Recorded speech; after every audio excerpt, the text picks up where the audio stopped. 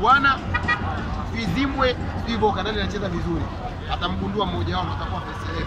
Katikati atamwangalia Duki, atamwangalia Mdathiri, atamwangalia Dumbia, then atakuja kutoa conclusion nani anacheza. Kwa hiyo huu ni wakati wa kocha kuendelea kuipika timu yake. Binafsi sina pressure, ni kocha ambaye anatupa matokeo. Aim ya kwanza ya football match ni kupata matokeo. Kitu ambacho Romain Folz amekili kwa 100%. Kwa hiyo bado mimi nitakuwa mtu wa mwisho kuendelea kumbushia kocha mawe wakati bado kocha anashinda.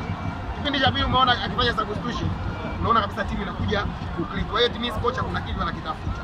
Azizi Ndambwile kwake nadhani itakuwa ni tiki kubwa. Mohamed Dumbia kwake nadhani sasa hizi itakuwa ni tiki kubwa.